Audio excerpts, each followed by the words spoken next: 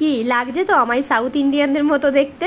হ্যাঁ, এরকম একটা লুক ক্রিয়েট করে আজকে বেরিয়েছি। কোথায় যাচ্ছি বলো তো? সেরকম কোথাও নয়, বর ডিউটি করে আসছে। এই ফুলটা কিনেছিলাম হচ্ছে পুজো দিতে যাব আমরা পাগলাখালিতে, তো কোনো কারণে আমাদের যাওয়া হয়নি, তাই ফুলগুলো নষ্ট হয়ে যাবে। তোমাদের দাদাভাই ফোন করে বলল তুমি একটু সেজে গুজে চুলে এরকম ফুলটা দিয়ে আমার জন্য ওয়েট করো। ভাবো তো যাই হোক, সেই জন্য মানে আর কি আজকে বরের জন্যই রেডি হয়ে যে বেরিয়েছি। আর আমাকে চুল টুল সমস্ত কিছু সেট করে দিয়েছে হচ্ছে তমালিকা, ওই আর কি ভিডিওটা করে দিচ্ছিল। এই দেখো আমার ফুল লুকটা।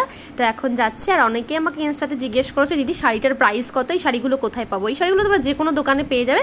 আর শাড়িটা আমি কিনেছিলাম 580 টাকা দিয়ে, সরি 480 টাকা দিয়ে। এটা কিনেছিলাম হচ্ছে আগমনী বাসন্তীর থেকে। শাড়িগুলো খুব কম প্রাইসে পাওয়া যায়। তো আমি চলে এসেছি রানাঘাট থেকে। আর দেখাই কি কি কিনলাম। ফার্স্টে হচ্ছে এই দেখো টি শার্টটা আমি পরে ফেলেছি, একটা শুট করলাম ওই জন্য আমাকে পরতে হলো। টি শার্টটা কি সুন্দর না, 199 রুপিস এই টি শার্টটা, খুবই সুন্দর। আর একটা টপ কিনেছি, সেটা হচ্ছে নেভি ব্লু কালার, দাঁড়াও তোমাদেরকে দেখাই। এই দেখো এই টপটা আমি কিনেছি, আর এটা আমি কিনেছি, এটা 199 রুপিস ছিল, আর এটা 399। এটাও খুব সুন্দর, সিম্পলের মধ্যে এলিগেন্ট দেখতে, খুব ভালো, বেশি হেজি বেজি।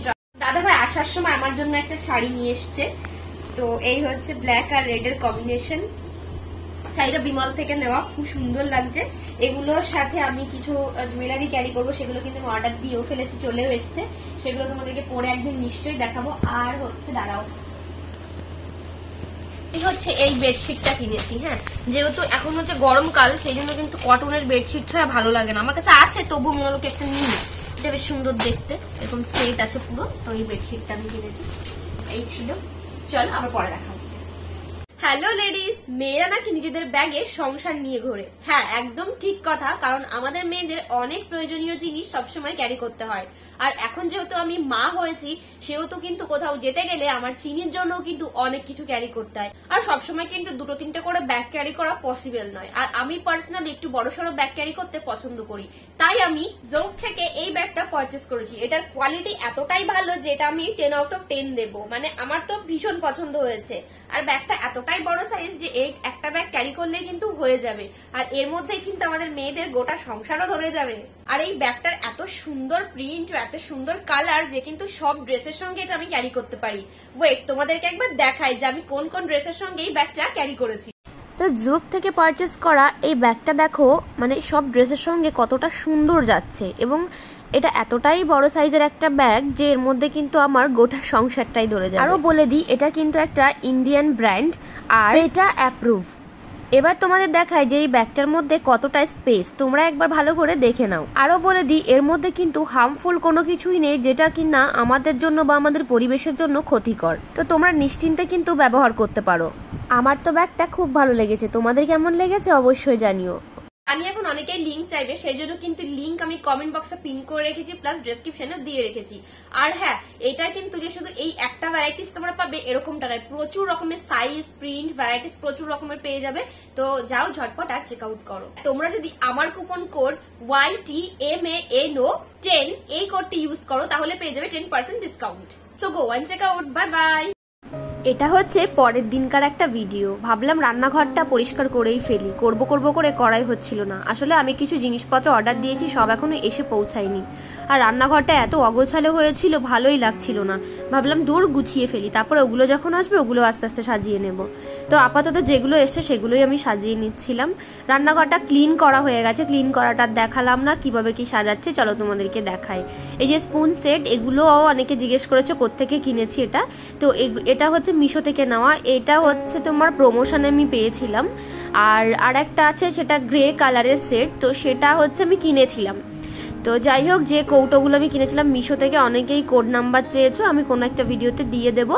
তো সেই কৌটোগুলো এই যে এখন সব কিছু ভরে ভরে রাখছি। আর বাকি মানে যেগুলোতে ছিল আগে, তো সেগুলো এখন সব ফেলে দেবো, রাখবো না, আর একটু নতুন করবো আর কি। মানে সব কিছু ভালো লাগে বেশ, মাঝে মাঝে এরকম নতুনত্ব জিনিসপত্র ভালো লাগে। আর আমাদের মেয়েদের সব থেকে প্রিয় জায়গা হচ্ছে রান্নাঘর। রান্নাঘরটাকে সাজিয়ে গুছিয়ে রাখতে আমরা মেয়েরা খুব ভালোবাসি, এতে রান্না করতেও ভালো লাগে আর এমনিই ভালো লাগে। তো যাই হোক, এই যে নুন হলুদ যেগুলোতে রেখেছি ওই কৌটোর সেট সেম আর একটা অর্ডার দিয়েছি, এগুলো নষ্ট হয়ে গেছে। তো সেটা এখন এসে পৌঁছায়নি, যখন আসবে ওগুলোও চেঞ্জ করে দেবো। আপাতত যেগুলো এসছে সেগুলোতেই ভরে ভরে রাখছি। তো এই প্লেট র্যাকটা আমি এখানে রেখেছিলাম, তারপরে তোমাদের দাদাভাই বলছে ভালো লাগছে না, ওই সাইডটা রাখো। তো এগুলো সরিয়ে দিলাম ওখানে। মানে কোথায় কি সাজাবো আমি বুঝতেই পারছিলাম না। সব রেডি করে ফেলেছি, তারপরে আস্তে আস্তে টুকটুক করে নিজের মাইন্ডটাকে একটু ফ্রেশ করে তারপরে সুন্দর করে সব কিছু সাজিয়ে রাখলাম। এই দেখো এই কৌটোগুলো কিনেছি, ছোট থেকে বড় অনেক রকমের সাইজ ছিল। আর অয়েল পটটা চেঞ্জ করিনি, কেননা যিনি রান্না করেন ওই মাসি বলেন এটাতে ওনার সুবিধা হয় ওই অয়েল পটগুলোর থেকে, মানে তেলটা অনেক সময় বেশি পড়ে যায়, ওই জন্য বললে আমার এইটাই ঠিক আছে, এটা চেঞ্জ করো না, তাই ওটা আর চেঞ্জ করিনি। নাহলে অয়েল পট আমি কতগুলো কিনেছি কিন্তু ইউজ হয় না। যাই হোক, এখানে ওই যে এর মধ্যে স্প্যাচুলাগুলো, তারপরে আমি হচ্ছে মাঝে মধ্যে একটুখানি কফি বানাই, মানে ক্যাপাচিনো বানাই, তার জন্য যে ফোম ক্রিয়েট করতে হয়, তো তার জন্য আমার একটা ব্লেন্ডার আছে, তো তারই জিনিসপত্র। তারপরে একটা কাইচি কিনেছিলাম আগের দিন কিচেনের জন্য, ওই অনেক কিছু কাটাকাটি করতে হয়, শাক কাটার জন্য, তারপরে চিংড়ি মাছ কাটার জন্য সেগুলো। আর এর মধ্যে কিছু মাসকাবাড়ি বাজার আমি রেখে দিচ্ছি, আর বাকি শেলফগুলোতেও মাসকাবাড়ি বাজার টাজার চাল ডাল এগুলো থাকে। তো এর মধ্যে হচ্ছে যেগুলো মানে খুব তাড়াতাড়ি শেষ হয়ে যায়, হুটহাট করে বের করতে হয়, সেগুলো রেখে দিলাম, যেমন চিনি, চা পাতা, দুধ, ম্যাগি এগুলো আর কি। আর ওপরের যে দুটো র্যাক রয়েছে ওর মধ্যে হচ্ছে এমনি বাসনপত্র রাখা হয় আর কি, কাচের কিছু বাসনপত্র। হুট করে যদি কোনো লোক আসে তখন সেই ক্ষেত্রে এখান থেকে বার করে নেওয়া যাবে, নাহলে কি বলো তো, লোকজন আসলে না সবসময় শোকেস থেকে বার করতে ভালো লাগে না। গোটা রান্নাঘরটা গুছিয়ে এলাম, সেই কখন থেকে লেগেছে, এখন 7:30 বেজে গেল। এখন এই যে আবার একটু স্নান টান করে এলাম, পুরো ক্লিন করে ফেলেছি। তো চলো তোমাদেরকে একটু দেখিয়ে দিই, যেমন তেমনই রেখেছি, যে জিনিসপত্রগুলো একটু পাল্টেছি। হ্যাঁ, রুম ডেকোরেশনের ভিডিও তোমরা পেয়ে যাবে, যে জিনিসটা আমি অর্ডার দিয়েছি, তো বানাতে দিয়েছি অ্যাকচুয়ালি, তো সেটা এখনো আসেনি, হলে তারপর হচ্ছে রুম ডেকোরেশনের ভিডিও তোমাদেরকে দেবো। আর দেখবে কি, রান্নাঘরটা যদি ক্লিন থাকে না, তো রান্না বান্না করতেও খুব ভালো লাগে, জানো তো। যদিও রান্না বান্না আমাকে করতে হয় না, তারপরে গিয়েও রান্নাঘরটা হচ্ছে আগে মেন, সবার আগে ওটা পরিষ্কার রাখতে হয়। তো চলো দেখা যাক।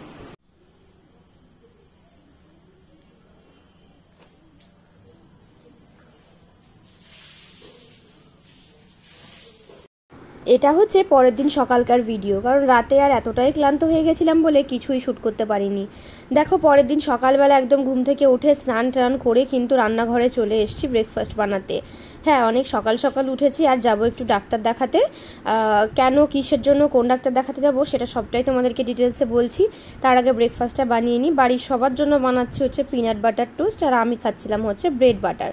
আমি এক একদিন এক একটা খাই, যেরকম কালকে হচ্ছে জ্যাম দিয়ে খেয়েছিলাম, তার একদিন বাটার দিয়ে খেয়েছিলাম, আর একদিন হচ্ছে পিনাট বাটার খেয়েছিলাম, মানে এইরকম আর কি মিক্স করে খাই। আমার ওই রকম নেই এখন যে রোজ একই খাবো, আমার রোজ একই খেতে ভালোও লাগে না।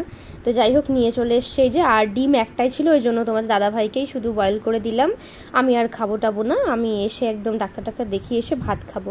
আর কিছুদিন ধরে কি যে হয়েছে, সকালবেলা ঘুম থেকে উঠলে এতটাই গা গোলায়, বমি পায়, মানে বুঝতে পারছি না কি দিয়ে কি হয়েছে। এই যে সকালবেলা উঠেই অসুস্থ লাগছে, আর মাঝে মধ্যে এরকম হঠাৎ করে গা গোলাচ্ছে, কিরকম যেন বমি বমি পাচ্ছে, কি হয়েছে কে জানে। যাই হোক, এই যে সকালবেলা আমি খেয়ে নিচ্ছি, এখন মানে খেতে একদম ইচ্ছে করছে না, গিলতে গেলেই বমি পাচ্ছে, তারপরেও খেয়ে নিলাম, কারণ অনেকটা দূর যেতে হবে। তো সকালবেলা উঠে ব্রেকফাস্ট করে নিয়েছি, এখন একটু রেডিও হয়ে নিয়েছি।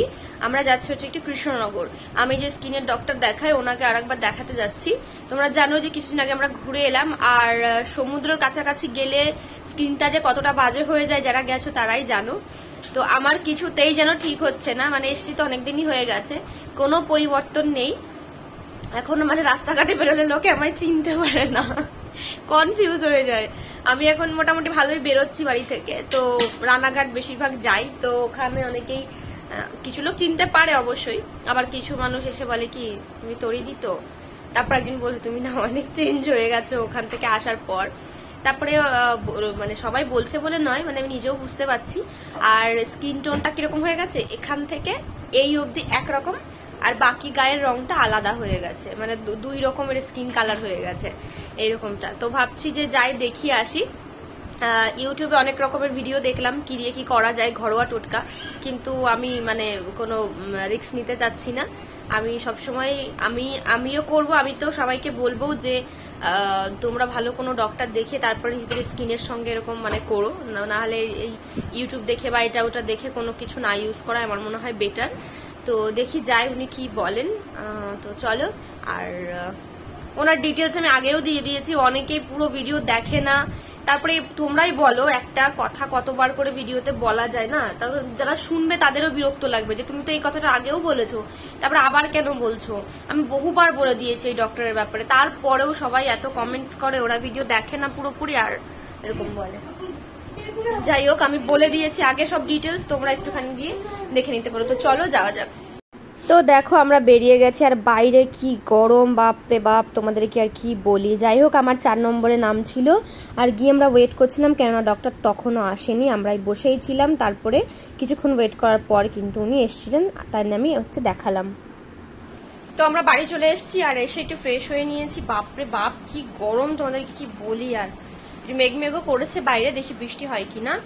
আর তোমাদের দাদাভাই ভেবেছিল আসার সময় মাদারসাটে যাবো, খেয়ে আসবো, কিন্তু যে দীপ গাড়ি চালাচ্ছিল ভাই, ওর একটু তাড়া ছিল বলে আর আমরা দাঁড়াইনি, বলছে পরে একদিন যেও। বললাম ঠিক আছে চলো। তা বাড়ি ওই জন্য আমরা না করে দিয়েছিলাম যে রান্না করতে হবে না, এখন তো খাবো কি, তাই বাজারে গেছে আবার এখন বিরিয়ানি আনতে, ওটাই খাবো। আর ডাক্তার বললো কি যে সব ঠিক হয়ে যাবে, একটু সময় দিতে হবে, ওটা কোনো ব্যাপার না। তবে সানস্ক্রিনটা চেঞ্জ করে দিয়েছে, মানে আরো যে সান প্রোটেকশনটা দেবে আমাকে, আরো যেটা আমি ইউজ করতাম তার থেকে বেশি সান প্রোটেকশন যে সানস্ক্রিনটা আমায় দেবে, তো সেই একটা উনি প্রেসক্রাইব করলেন। তো সেটা আমি নিয়ে এসেছি কিনে, একটু দামি, বাট মানে ওটার তুলনায় তবে ভালো। আমি এসে ইউজ করেছি আগে ফেসে, মুখ টুক ধুয়ে। তো চলো তোমাদেরকেও দেখাই। এই দেখো, এইটা উনি নতুন দিয়েছেন, এইটা আমি এখন মানে ব্যবহার করব। আর তোমার শীতকাল যখন পড়বে, মানে ঠান্ডা যখন পড়বে, তখন এইটা ইউজ করতে বললো আমাকে। মানে যেটা আমি আগে ইউজ করতাম সেটাই, এটা শীতকালে ইউজ করতে বললো। এখন আপাতত যেহেতু আমার খুব প্রবলেম হচ্ছে, ওই জন্য উনি এইটা আমাকে দিয়েছেন আর কি, এই সানস্ক্রিনটা ইউজ করতে বললেন, এই আর কি। তো চলো বন্ধুরা, আজকের ব্লগটা এখানেই শেষ করছি, কালকে দেখা হচ্ছে নতুন কোনো ব্লগে। Bye bye.